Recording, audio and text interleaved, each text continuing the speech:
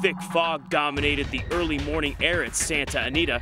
A perfect backdrop for these friendly ghouls. Not so much for watching early morning training, but we power through. Hall of Famer Richard Mandella blows out his sprint hopeful just 3 days out from Breeders' Cup Saturday. And the first wave of Inglewood invaders shows up from Hollywood Park. We'll also get a look at some fresh Euros as the pursuit is back on. Skywalker is still there, carrying a huge upset looming here, and they're coming down to the finish, and it is pleasantly perfect. Ravens Pass and Frankie Dettori have won the class. Zenyatta, what a performance, one we'll never forget.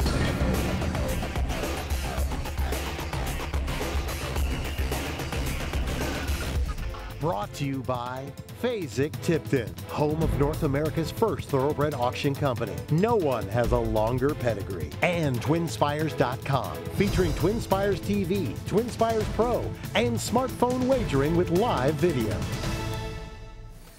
Couple of sprinters out on the racetrack right now at Santa Anita as we welcome you to our Halloween edition of Pursuit. Scott Hazelton alongside Jeff Siegel and Richard Migliori. And Mig, there's a look at the Lumber Guy, recent winner of the Vosburg Invitational. Yeah, it looks good. He's jogging well. He has good weight on him. He's a nice horse, but Mike Hushenshaw honed him for the Vosburg, and I just wonder if maybe that wasn't his Breeders' Cup day. Earned a 110 buyer number, so on figures he belongs here. But I don't know about that New York form, that sprint New York form transferring to California. I guess we'll find out this weekend.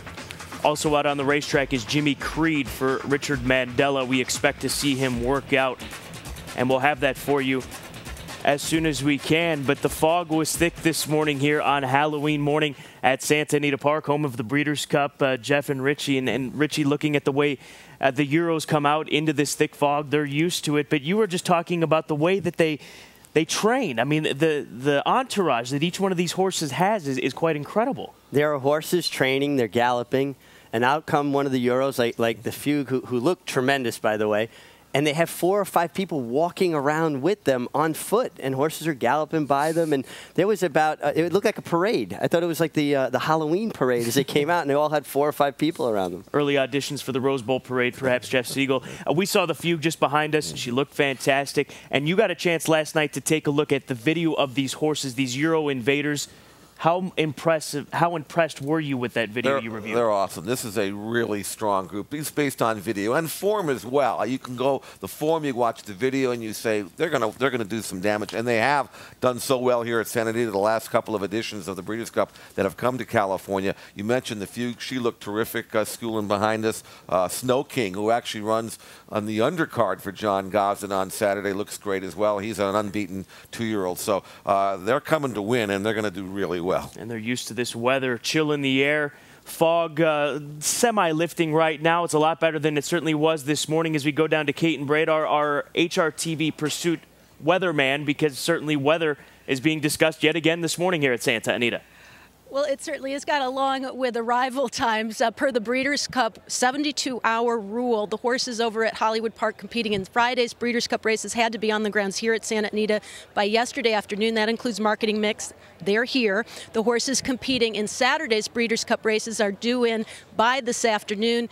As for the horses that aren't even in the state yet, they're in the air, and they actually top our Pursuit of the Cup news update, brought to you each and every day by our friends at Gainesway Farm. Now, the empty stalls, like Wise Dan's, will soon be filled. We actually expect to see him and the remaining New York and Kentucky horses arriving sometime around noon today, possibly. Meanwhile, we didn't see much of the horses already here as dense fog covered the track, but it really wasn't any big deal, particularly for trainers like Dwayne Lucas. We're used to training in the dark, that's for sure. Give me a rundown on how everybody's doing. Optimizer really seems like he's turned into an awfully nice horse. Well, you know, we always knew that he was probably going to excel on the grass, and we looked toward that. But Mr. Kelly wanted to go through the Triple Crown, and we tried him on the dirt. He didn't embarrass us. He made all the dances and did well. But we were anxious this fall to get him back on the grass. And, of course, as soon as we did, bang, bang, we got 2 really great efforts.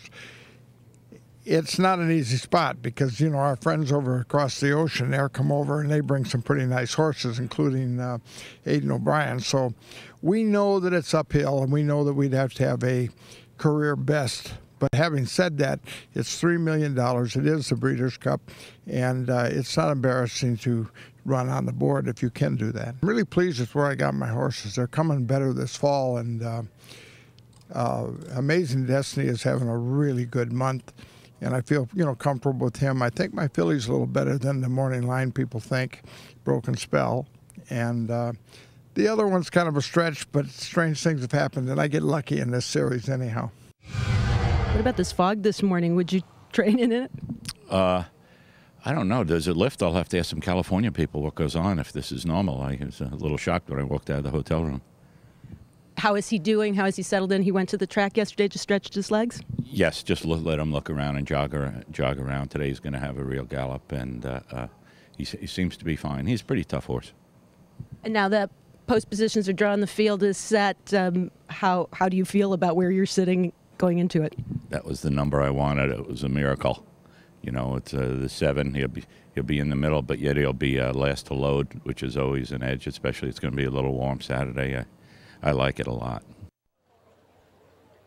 Now, Mike Hushian accompanied Bill Mott and Chad Brown on that cross-country trip that went from New York up to Albany, over to Florida, and then back again to California. They had a little rougher trip, in fact, than the horses did. As for the other human connections, Kathy Ritvo, the trainer of Mucho Macho Man, is actually on the plane accompanying the horses that left Kentucky at around 10 o'clock this morning. That's the same plane that left New York as scheduled around 8:15 this morning out of Newburgh. Jockeys are scrambling along with the rest of the trainers that are still in New York. I spoke to Barclay Tagg this morning. He said it's all up in the air, a lot of them having connections that have not been canceled on Thursday. It's a waiting game to see whether the airports are going to be able to accommodate all those reservations.